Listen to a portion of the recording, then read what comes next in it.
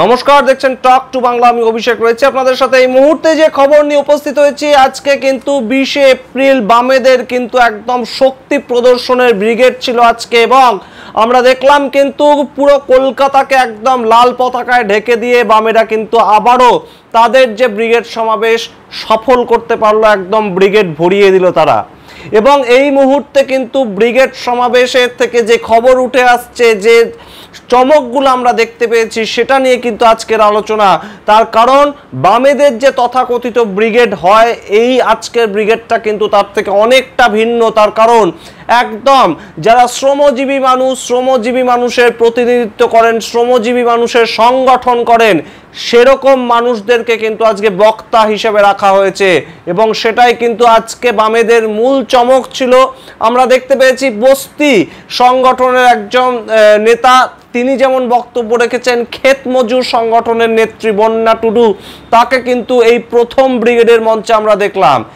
এই ব্রিগেড কিন্তু ডেকেছে সিআইটিইউ কিংবা সি2, এরকম যে একদম খেটে খাওয়া মানুষের সংগঠন, তারা কিন্তু আজকে ব্রিগেড ডেকেছে। এই ব্রিগেডের মূল উদ্দেশ্য কিন্তু কোনোভাবেই যেন একদম প্রান্তিক মানুষ যারা প্রতিদিন খেটে খান, তারা যেভাবে সরে গিয়েছেন, একদম বিজেপিতে মূলত তারা মুখ ফিরিয়ে নিয়েছেন বামেদের থেকে।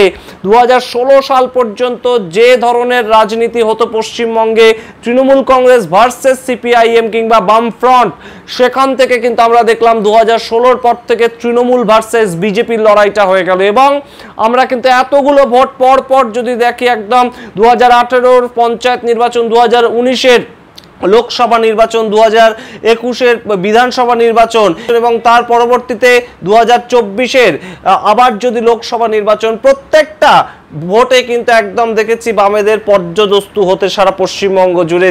যে বামেরা 34 বছর সরকার চালিয়েছে, সেই বামফ্রন্ট কিন্তু একদম মুছে গেল বলা যেতে পারে। 4%, 5%-এ তাদের ভোট এসে এখন দাঁড়িয়েছে। কিন্তু সে জায়গা থেকেও কিন্তু একটার পর একটা কর্মসূচি, একটার পর একটা সমাবেশ আমরা দেখেছি বামেদের করতে। কিন্তু আজকের যে সমাবেশ, সেখানে মোহাম্মদ সেলিম ছাড়া অন্য কোনো বাম নেতা, অর্থাৎ পরিচিত বাম নেতা তথাকথিতভাবে যাদেরকে রাজ্যবাসী একদম চেনে, তেমন কোনো বাম নেতাকে কিন্তু মঞ্চের ওপর দেখা গেল না।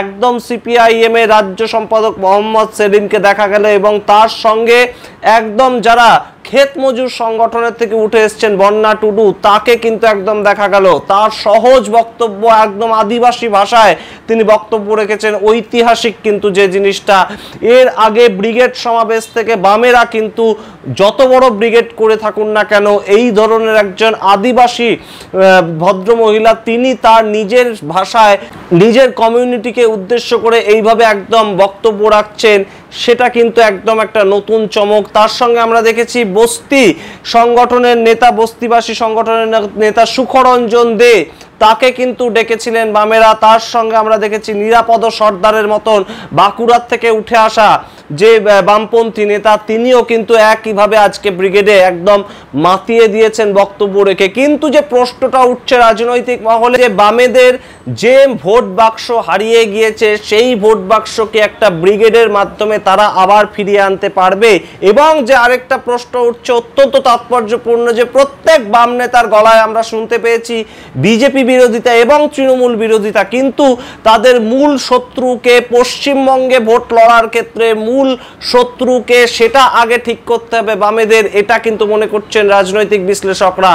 এবং সে জায়গাটাকে যদি ঠিক না করতে পারে 26-এও তাদের যে নির্বাচনী ফলাফল, সেক্ষেত্রেও খুব একটা বামেদের কিন্তু কোনোভাবেই কোনো লাভ হবে না। এবং সাংগঠনিকভাবে যতক্ষণ না একদম মজবুত করতে পারছে বামপন্থীরা নিজেদের, ততক্ষণ কিন্তু কোনোভাবেই কোনো সুরাহা হবে না। এই যে একদম রক্তক্ষরণ শুরু হয়েছে বামেদের, সেই ক্ষেত্রে আমরা অবশ্যই নজর রেখেছিলাম আজকে কোন কোন নেতা কি কি বলছেন। কিন্তু তার মধ্যে যে মূল পয়েন্টটা উঠে এলো, সেটা কিন্তু মুর্শিদাবাদের যে অশান্তি শুরু হয়েছে ধর্মীয় মেরুকরণের ভিত্তিতে, সেটা যেমন উঠে এসেছে। সেই ক্ষেত্রে একদম দোষী করেছেন তারা, তৃণমূল কংগ্রেসকে দোষী করেছে বিজেপিকে ধর্মের ভিত্তিতে রাজনীতি করার জন্যে। ঠিক তেমনভাবেই আমরা দেখতে পেয়েছি যে 26,000 লোকের যে চাকরি গিয়েছে, সেই ক্ষেত্রেও কিন্তু তারা দাবি করেছে যে সম্পূর্ণ একটা করাপ্টেড ব্যবস্থা চলছে।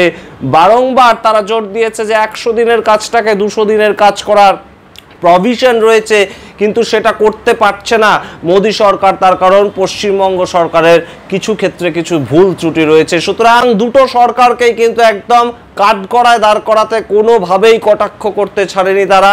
এবং আজকের এই ব্রিগেডের প্রভাব কতটা পড়বে ভোট বাক্সে 2026 সাল এলেই সেটা বোঝা যাবে। 2026 সালে মানুষ তাদেরকে ভোট দেয় কিনা সেটার দিকে আমরা অবশ্যই নজর রাখবো। এবং আজকের ব্রিগেড সমাবেশে কিন্তু অবশ্যই একদম জ্বলন্ত বাংলার বেশ কিছু উদাহরণকে, একদম জ্বলন্ত কিছু টপিককে নিয়ে কিন্তু তারা একদম ব্যাখ্যা করেছে, মানুষের কাছে পৌঁছাতে চেয়েছে। এবং বামেদের যে মূল ভোট, সর্বহারার ভোট, যেটা তাদের ট্যাগলাইন ছিল যে সর্বহারার পার্টি, একদম গরিব খেটে খাওয়া মানুষের পার্টি, বলতে গেলে কোট আনকোট ছোট লোকের পার্টি বামপন্থীরা, সেটার থেকে তারা সরে গিয়েছিল। তেমনই একটা অভিযোগ উঠেছিল বামপন্থী বিভিন্ন নেতা নেতৃত্বের বিরুদ্ধে। সেটাকেই কোথাও রেকটিফাই করার একটা চেষ্টা। আজকে 20 এপ্রিল, এক বছর যখন বাকি আছে বিধানসভা ভোট, ঠিক তার আগে বামেরা যেন হঠাৎ করেই একদম সর্বহারার প্রতিনিধি সেটা বোঝানোর চেষ্টা করলো। কতটা পারলো কতটা পারলো না সেটা কিন্তু আমরা অবশ্যই নজর রাখবো। কিন্তু একদম প্রান্তিক মানুষকে নিজেদের দিকে টানার চেষ্টা, এটা অবশ্যই কিন্তু একটা সুখকর দিক বামেদের জন্য, অবশ্যই একটা পজিটিভ ইঙ্গিত আমাদের মনে হচ্ছে এবং রাজনৈতিক বিশ্লেষকরাও কিন্তু তাই মনে করছেন। আমরা অবশ্যই নজর রাখবো যে ধর্মীয় মেরুকরণের ভিত্তিতে যে ভোট আগামী দিনে হবে বলে রাজনৈতিক বিশ্লেষকরা ভাবছেন এবং সবাই ভাবছেন, দুটো রাজনৈতিক দলই ভাবছে, তৃণমূল কংগ্রেস এবং বিজেপি, সেটাকে কোথাও একদম জাতের ভোট থেকে ভাতের ভোট, ভাতের দাবিতে ভোট, সেটা করতে কোথাওকে গিয়ে সমর্থ হয় বামেরা, তাদের ভোট পার্সেন্টেজ বাড়ে কিনা সেদিকে কিন্তু সবার নজর থাকবে। আপনারাও দেখতে থাকুন টক টু বাংলা।